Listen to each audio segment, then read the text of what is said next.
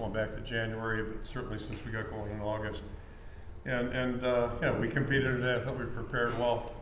Obviously, just weren't up to it. Tennessee played an outstanding game, so awful lot of credit to our opponent.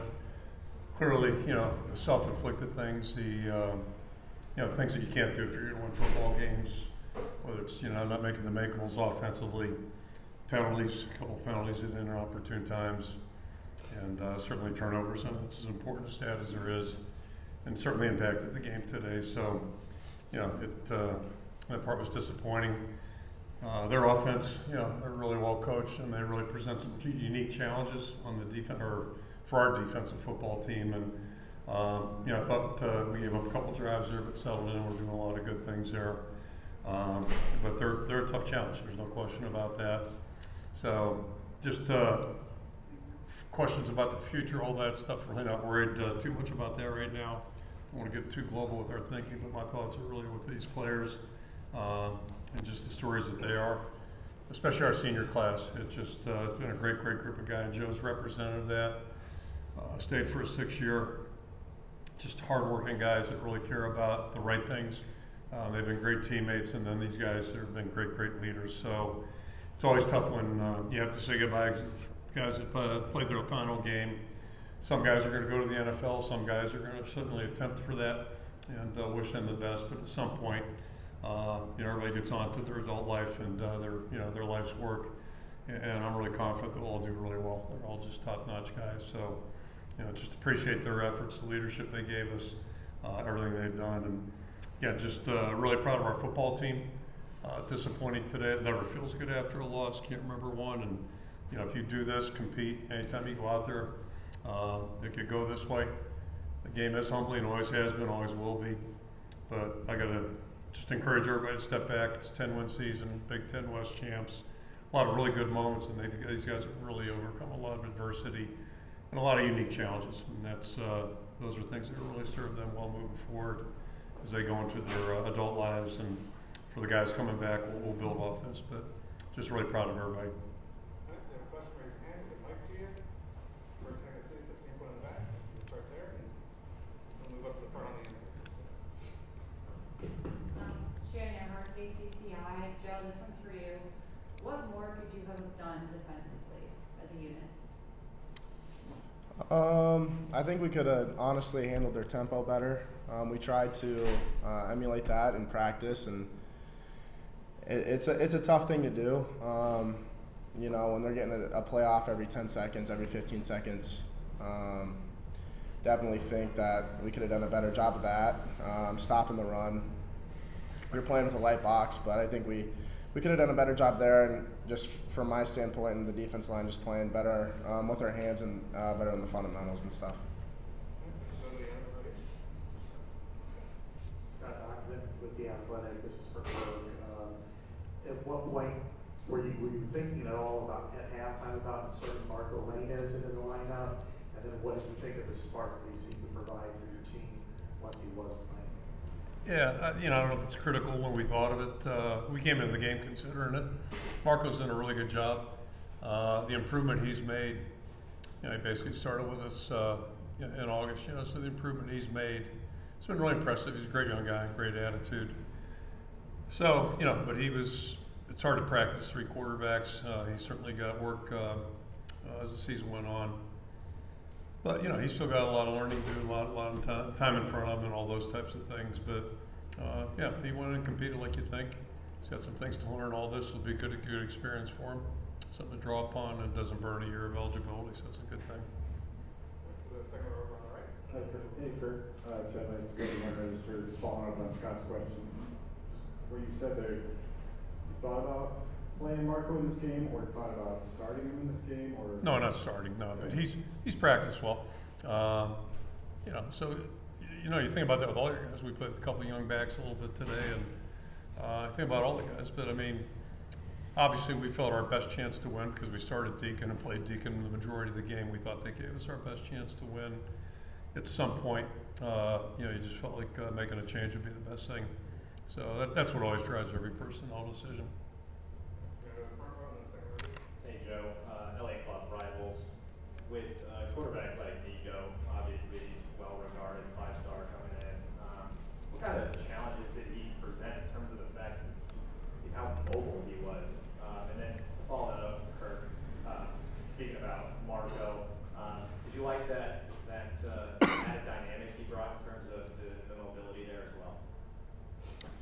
Yeah, he definitely presented a lot of challenges. Just, I mean, you talk about, when you have to defend, too fast, it's, whether it be in the passing game or the running game, it's definitely a lot tougher. And he's a very mobile guy, and you were able to see that today. So, I mean, hats off to them. Hats off to their team. They played a really well game.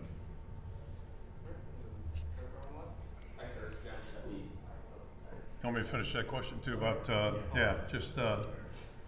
anybody can run at any position is a good thing, but again, he's a young player, he's got a lot to learn, and he's got a good future. He's got good throwing skills, running skills, but just Deacon's obviously got a lot of experience through this season. Deacon's done a lot of good things for us, so that's kind of the decision.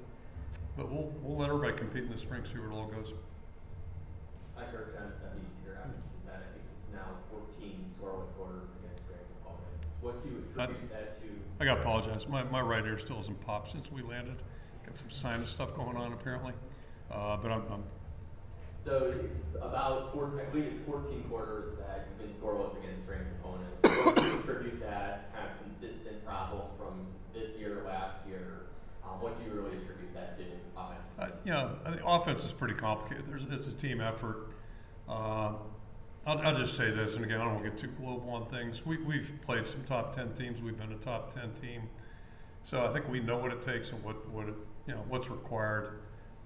Typically for us, at least the last 25 years, everything's got to work together, and certainly it didn't. And didn't today. It was pretty obvious out there, but usually, whether it's this year or 1999, if you turn the ball over, if you have negative yardage plays, if you don't make the makeable plays, it's going to be tough unless you just got great personnel.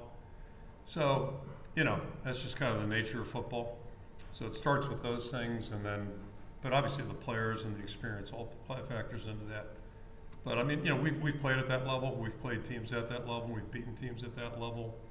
So it's not like this is, we're talking about something, none of us are aware of. We just got to get better, and we will. That's the plan. We'll start that work in about 2 weeks.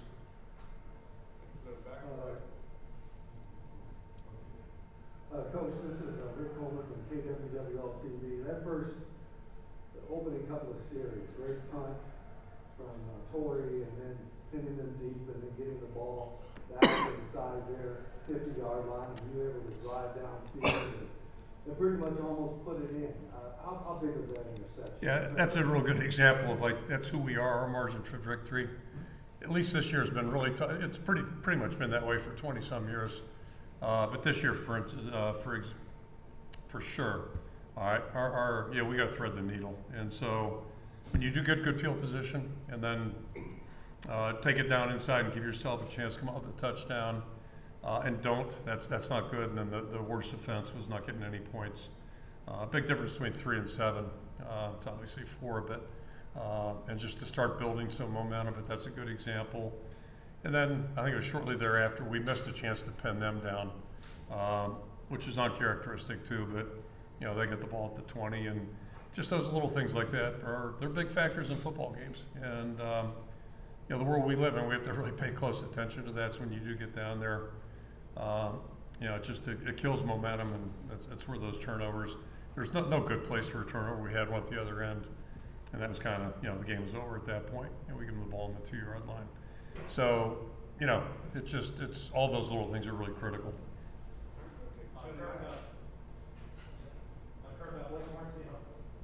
Marcy Hawkeye headquarters. Nobody in the history of college football has more punting yards than Torrey Taylor. How impressive is that feat to you? I think I've said it many times. First of all, Torrey's just an exceptionally young guy. Came here as a guy really naive to college football. There aren't many of them around in our country. Fans, everybody's an expert on football. This guy had no knowledge, so I'll never forget that. The first game in Purdue during the pandemic, and he had a strong leg. Obviously, could kick a ball, punt a ball. But what he's done over 4 years' time, the way he's refined his skills, the way he's developed, just a repertoire of different ways to punt. It's very impressive. And then most impressively, I think, is the work ethic that he displayed. Because you don't do those things by accident. It's true at every position. To really master what it is you do, it takes a lot of work. And I don't care if you're 34 years old and still playing. There's always work to do. So I think that's the biggest thing I'll take away with Torrey is just his work ethic, his attention to detail, the pride that he has, pride in his performance, and by doing all those things, he's like all these seniors. He's set a great example for younger guys, not just punters, but anybody that's paying attention. Like this guy's, I think, the best in the country. So how'd that happen? It just didn't fall out of the sky. And that's what you learn in the game is, people get good through hard work, through detail, perseverance. Not every day's a great day.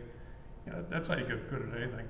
And so with guys, Joe, Torrey, I go right down to all these guys as seniors. That's the bar that they've set, and they've been really good examples for our young guys. Just hope like hell the young guys are paying attention. Some pay attention a little better than not. Jay Higgins, great example. Learned an awful lot from some of the guys that were in front of him, and playing his tail off. I noticed after the quarterback change, Deacon Hill took off his helmet and put a metaphorical arm around Marco and stayed that way. You've been around football a long time. Is that significant? And if so, how significant is that? I just think it's who our guys are. It's who our guys are. And I'll go back to earlier, when things were not going as good, Deacon struggled, obviously. It was tough for him. It's a tough thing. You got to understand he didn't have much experience. Explained that earlier. But the one thing that's pretty consistent, I think, from all of our players is what they said about Deacon. Those guys all had respect for him, cared about him, and if it wasn't going well, they supported him. So again, that's part of being on the team. And today wasn't his day. The new guy goes in and he's right there. It's about being aware of things that, and again, that's the great thing about football. Like, you're not the only guy on the team, and you're not the only guy that, is important. And I think for the most part, our guys at least figure that out a little bit, especially these older guys again. And Deacon's not an old guy, but I'm just really proud of it. And that's what you expect, that's what you hope for, but you don't always see it. My philosophy around this is Kurt, I'm not trying to antagonize you after what you said at the opening remarks, but we're looking ahead after bowl games every year. Do you know what you want and need the most from your next offensive coordinator? Yeah, things really haven't changed much since whatever I said in December or 2 days ago. So, first of all, I want a guy who's going to be a really good team player. Obviously, they've got to have expertise in their area, like all of our coaches. And they got to be good people. They got to be, guys are going to mentor the players they work with. They've got to be people that understand, a team is a team. And I go back to my time in the 80s, the thing that made Iowa so special. I came from a place where we had ultra talent. We coached a national championship team down to number 2. And I'll say that. I'll go on record saying that one. Mainly because we had phenomenal players. Marino, go right down the list. Phenomenal players, but had dysfunctional coaching staff. A lot of guys worried about themselves and their profession or their careers, all that stuff. I came down in '81, Willie off the pickle boat, and it's like just the opposite. We had, talent, but not the kind of talent we had at Pitt. We had a staff that was just unbelievably cohesive. And, the bottom line is guys all cared about one thing, the players they coached and the team being successful. So, that's what the game's about. That was as good a 9 years of my life as I've had being on that staff. And so when I came back here 25 years ago, one goal I had was trying to get people, good coaches, but people that, and a couple of experts killed me on our first staff, right? Joe Philbin, Norm Parker, Vanderbilt, all that stuff. And, you try to hire the right people, that's all. And then everybody's got to work together and you move forward. And what we do is not rocket science. Again, we're not saving lives or any of that stuff. We're coaching football. But how they are in front of the players, critical. How they are with each other, critical. And obviously they got to be great representatives of our university. We coach in college, not an NFL team, so there's responsibility there too. What you do in the community, go right down the list. That stuff is important. So there's a lot of things that are important, and read somewhere earlier that boy, this is a big, you got to get it done, all that kind of stuff. I just want to get it right. That's my responsibility as head coach, is to get it right. Period.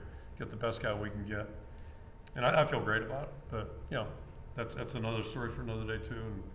And get back to Iowa, start working on that in earnest as well. You know, my focus has been more so on our team because that's really my number one responsibility. Thank you, Coach. Joe? Keep saying CM